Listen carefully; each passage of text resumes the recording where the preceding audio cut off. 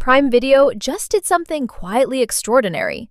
While everyone was watching whatever original series they spent $100 million on this month, Prime quietly added a collection of films that between them hold 9 Academy Awards for Best Picture, performances that are still studied in acting schools, and at least 2 films that critics have described as the closest thing to a perfect film ever made in America. All of them sitting there, unrecommended, unhighlighted, waiting for someone to go looking. Today, 15 classics. Films that defined genres, launched careers, changed how cinema was made. An angel sent down to show a desperate man everything that would have happened if he had never been born. A young Cuban immigrant who arrives in Miami with nothing and builds an empire of cocaine. And number 1 on this list, 12 men locked in a jury room on a hot afternoon. 1 murder charge, and 1 man who thinks they should talk about it first. 15 films. Ranked. Let's go. Number 15. Payback. Let me start somewhere that might surprise you, because this list has films that belong in the Louvre, and I want to earn your trust before we get there. There's a man in my office with a gun who says that he's going to kill me if we don't pay him back $130,000 that one of our lieutenants stole. Mel Gibson plays Porter, a thief who gets shot in the back by his wife and his partner after a job, left for dead in an alley, and survives. He wants one thing. Not revenge exactly, not justice. He wants his $70,000 back. The $70,000 that was his cut, not a penny more. Brian Helgeland directed this, and what makes Payback still hold up is a quality you don't find in many revenge thrillers: restraint. Porter is not an avenger with a moral code. He doesn't want to burn the whole organization down. He wants his money, and he will escalate, methodically, exactly as far as necessary to get it and not 1 inch further. The film has a hard-boiled, neon-noir look that Helgeland developed by bleaching and tinting the entire print, a technique that gives it a visual identity unlike almost any other film of its era. It looks like a 1970s crime film that somehow remembers the 1990s. Dark, funny, and with a Gibson performance that is lean and controlled in a way his bigger films rarely let him be. A perfect opener. A properly entertaining thriller, and it will not prepare you for what's coming. Number 14. Die Hard. Let's be honest about what Die Hard is, and then let's be equally honest about why it still holds up better than almost everything that tried to copy it for the next 30 years.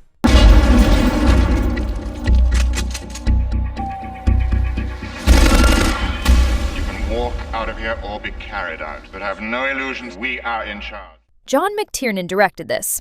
Bruce Willis plays John McClane, a New York cop who finds himself inside a high-rise building taken over by a group of terrorists. He is alone. He has no shoes, he has a police radio and a Beretta, and a very specific kind of battered, wisecracking resilience. I'm not going to argue that Die Hard is a great film in the way the rest of this list is great. What I'm going to say is that it's the best action film ever made. And that is a different achievement, but not a lesser one. What McTiernan and Willis built is a template so perfect that 30 years of action cinema has been built on top of it. The reluctant, fallible hero, the single location, the mounting physical cost, the bare feet, the cuts, the exhaustion that accumulates across the film. Alan Rickman plays Hans Gruber in his film debut. He arrived on set, watched the production for a few days, and then delivered a performance so charismatic and so controlled that it redefined what a screen villain could be. If you haven't seen Die Hard since it came out, watch it again. It's better than you remember. Number 13. Crimson Tide. Tony Scott directed this. Denzel Washington and Gene Hackman star in it, and it is the single most tense film ever made. As you no doubt heard, my XO has appendicitis. Your name was at the top of the list. Well, that's good to know, sir. It was a short list. A U.S. nuclear submarine receives an order to launch missiles against Russia. Then communications break down. A second message arrives, partial, incomplete, that may be a confirmation or may be a countermand.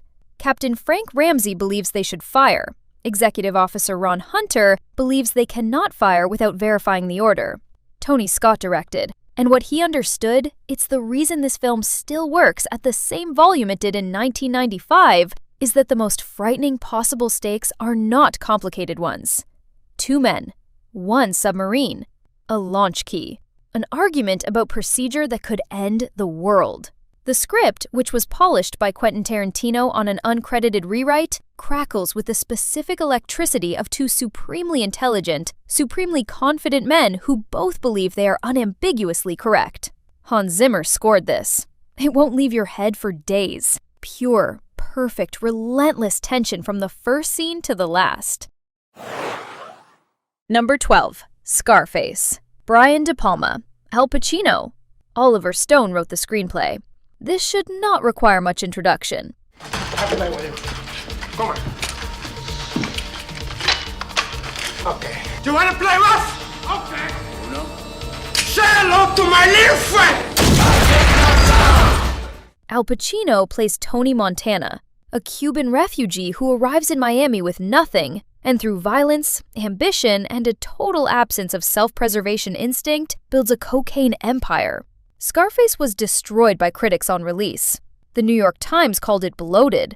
The violence was called gratuitous, the runtime excessive, the whole enterprise vulgar. And then something happened. Slowly, over years and decades. It became one of the most influential films ever made. The poster, the bathtub, the chainsaw, the final scene on the stairs, the way Tony Montana, loud, excessive, tragic, grandiose, became the template for how American cinema talked about ambition, immigration, and the specific texture of the American dream turning rotten. The film is 3 hours long and does not waste a minute of them. The excess is the point. The vulgarity is the argument. De Palma is not making a cautionary tale. He's making a mirror, held up at an angle that should make the audience uncomfortable about exactly what it reflects. 40 years later, still unbeatable. Number 11. Gosford Park. Robert Altman's masterpiece, a locked room mystery disguised as a biting commentary on the English class system. Why would anyone want to kill him? Well, he wasn't exactly Father Christmas. I think he's got something to hide, that one. Do you think he's a murderer? Set in 1932, a group of wealthy aristocrats and their servants gather at a grand English country estate for a weekend shooting party. But when the host is murdered after dinner, everyone, both upstairs and downstairs, becomes a suspect. The film moves between 2 locked ecosystems, the bored, financially anxious aristocrats upstairs and the servants downstairs who live and breathe through their masters. What makes Gosford Park unique is its unpredictability. You're waiting for a dramatic detective reveal, a clever twist, or a shocking confession. But Altman gives you something far more devastating. If you want a locked room mystery with real depth and Oscar-winning brilliance, Gosford Park delivers. Julian Fellowes wrote the screenplay, and the character dynamics he built here were the foundation he later used for Downton Abbey. Except the film is considerably darker, considerably smarter, and considerably less comforting than anything Downton ever attempted. Funny, layered, and endlessly rewatchable. Number 10. The French Connection. All right, Popeye's here. Get your hands on your heads. Get off the bar and get on the wall. William Friedkin directed this. Gene Hackman plays Detective Popeye Doyle, a brutish, racist, instinct-driven New York narcotics detective who becomes obsessed with cracking a massive heroin shipment coming in from France. Roy Scheider plays his partner. This film won 5 Oscars, including Best Picture and Best Director. And its car chase, Doyle commandeering a civilian car and pursuing an elevated train through Brooklyn at speeds that should have killed someone, is the single most visceral, most dangerous-feeling chase sequence ever filmed. They had no permits, they blocked intersections with spotters, the crashes you see were real accidents with real civilians. Friedkin used it all. But here's what makes The French Connection more than its famous scene. Popeye Doyle is not a hero. He is effective and brilliant at his job, and he is also deeply, demonstrably awful. He harasses people, he shoots someone in the back. His obsession with the case has the quality of a personal vendetta he can't entirely explain. And the ending, which refuses the satisfaction of resolution, is one of the most honest, most genuinely unsettling conclusions in American cinema. Friedkin made this film to make the audience question the instinct to root for the protagonist. He succeeded. Number 9. Platoon. Oliver Stone fought in Vietnam. He came home, he spent years trying to write what he'd seen into something that could be put on screen. And when he finally got the budget and the cast and the location, he made one of the 2 or 3 finest war films in the history of American cinema. A movie that grew out of his own experience. Stone has come a long way from Vietnam, but he has not left it behind. Tom Berenger and Willem Dafoe play 2 sergeants on opposite ends of a moral spectrum. Charlie Sheen plays the young soldier cop between them. The film is autobiographical at its core. Stone inserted himself into the narrative as Sheen's character, and the result is something that doesn't feel like a war film so much as a first-person account of what war does to the people fighting it. Here's what makes Platoon still extraordinary. It doesn't editorialize. It doesn't ask you to take a position. It shows you 2 versions of how men respond to a situation that has removed all normal moral architecture, and it lets the contradictions stand without resolution. The ending, and what Sheen's narration says about what he learned and what it cost, is one of the most quietly devastating final moments in the history of cinema. Essential, irreplaceable, and long overdue for a generation that hasn't seen it. Number 8. In the Heat of the Night. Mississippi, 1967. A wealthy white man is found murdered, and the local police chief, played by Rod Steiger, arrests the only black man he can find at the train station. That man is Virgil Tibbs, played by Sidney Poitier, a homicide detective from Philadelphia, more qualified, more experienced, and significantly more intelligent than anyone else in the room. Here's what makes In the Heat of the Night extraordinary beyond its obvious historical significance. It's a genuinely excellent murder mystery. The plot is tight, the clues are fair, the investigation is involving.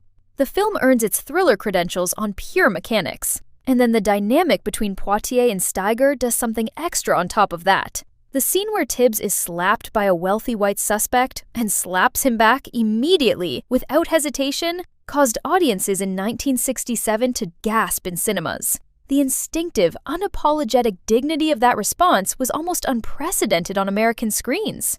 Rod Steiger won the Oscar. The film won Best Picture. Both were deserved.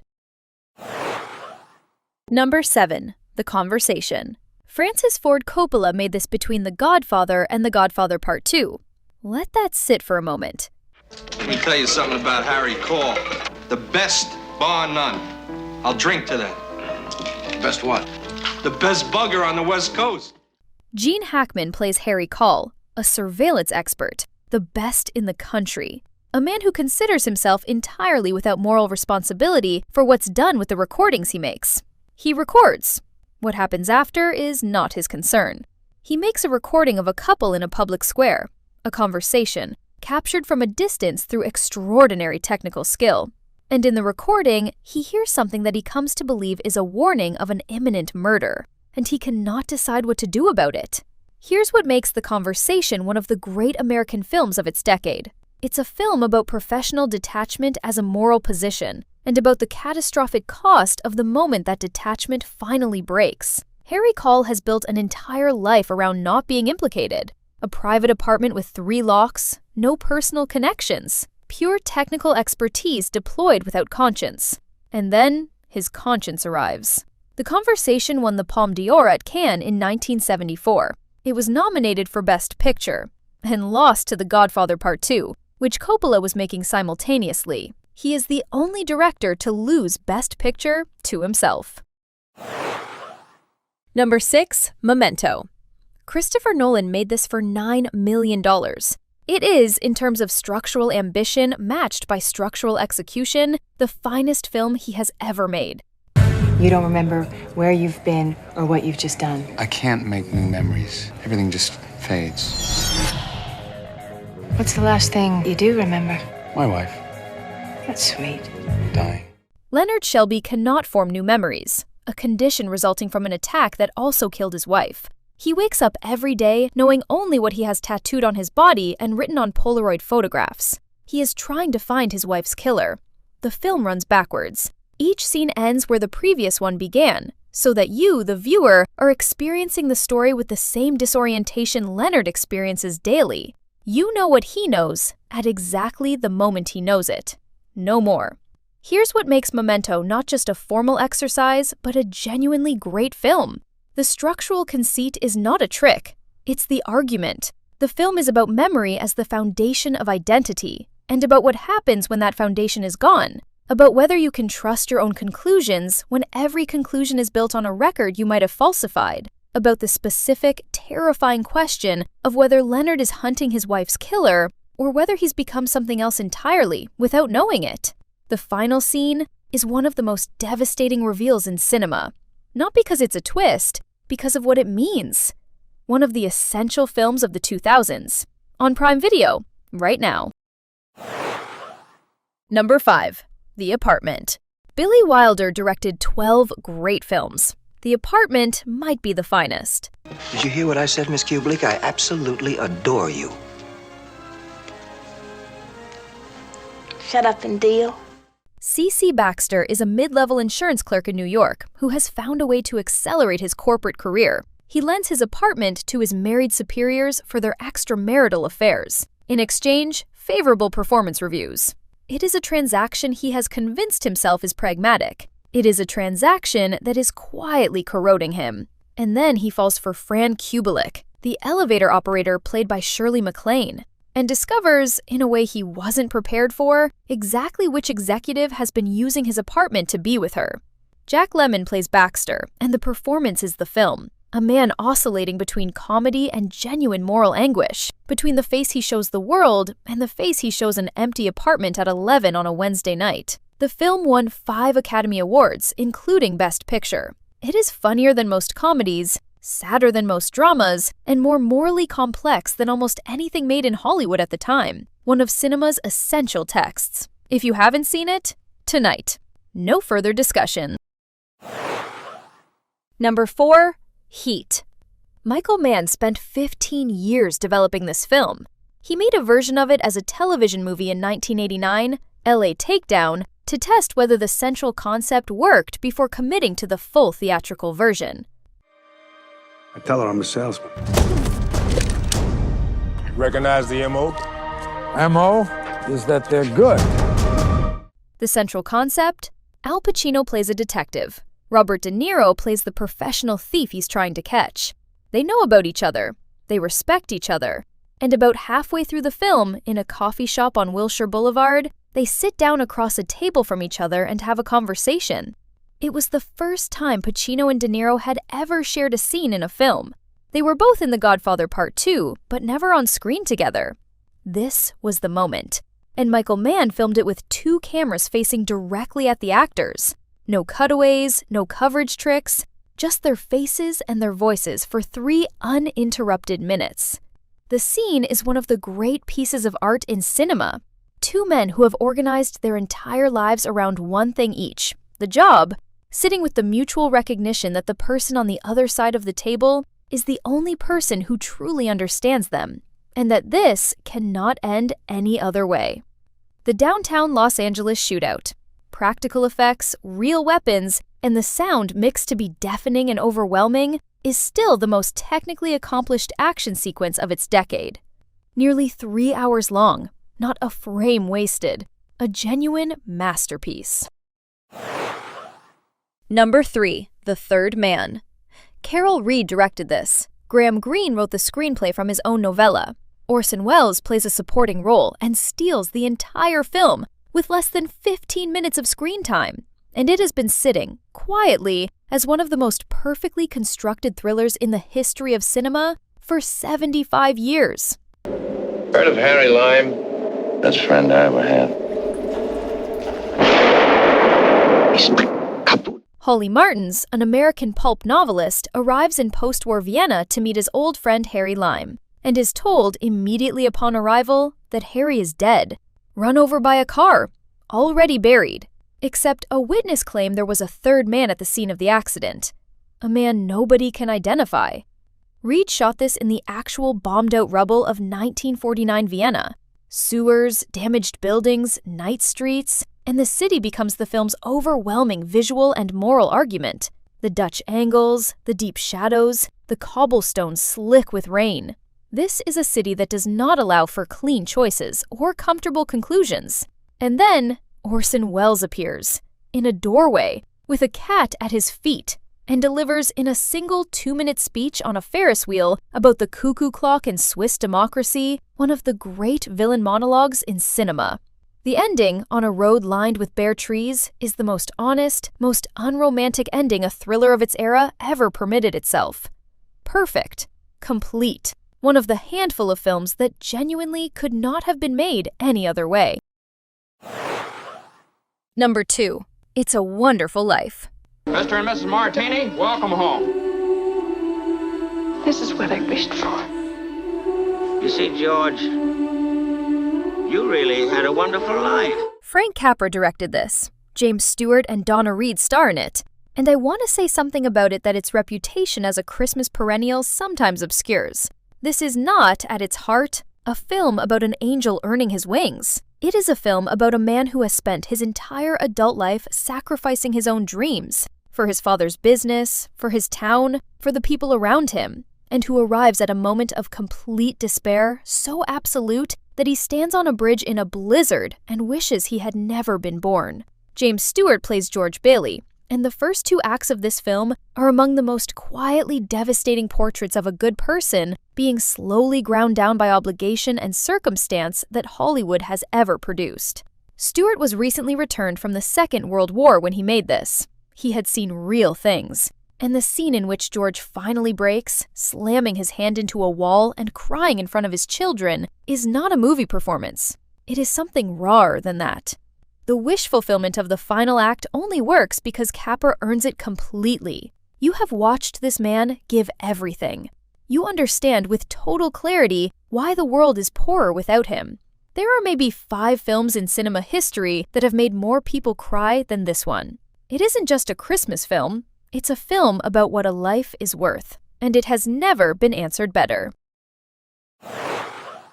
Number 1. 12 Angry Men. Sidney Lumet's directorial debut, shot in 19 days on a budget of $340,000, almost entirely in one room. 12 jurors have just heard a murder trial, a teenage boy accused of stabbing his father. The evidence, on its surface, seems straightforward. 11 jurors vote guilty in the first 2 minutes. Henry Fonda plays Juror Number 8, the one who votes not guilty. Not because he's certain the boy is innocent, because he's not certain enough. What follows is 95 minutes of the most precise, most rigorously argued dramatic writing in American cinema, as one man, with only logic and patience, systematically re-examines each piece of evidence, revealing assumption after assumption after assumption buried inside what had seemed like certainty. Here's what makes 12 Angry Men more than a legal procedural. Each juror carries a reason for voting the way they vote that has nothing to do with the evidence. Prejudice, impatience, personal history, the need to be home in time for a baseball game. Lumet films their faces in close-up, and in the narrow space of a jury room, there is nowhere to hide. The film is an argument, a sustained, brilliant, humane argument for what it actually means to bear witness, to set aside what you assume you already know and look at what the evidence actually says. It is one of the 10 best films ever made. I say that without hesitation, and it is on Prime Video right now. That's the end of today's list. 15 timeless classics, all available on Prime Video right now. Now, I want to hear from you. What's your all-time favorite classic film? And which modern movie do you think will be remembered as a true classic years from now? Also, how did you like this video? Your feedback genuinely helps me make better recommendations and create videos you'll enjoy even more. If you enjoyed this video, don't forget to leave a like and subscribe to the channel for more movie recommendations every week. Thank you for watching. I'll see you in the next video.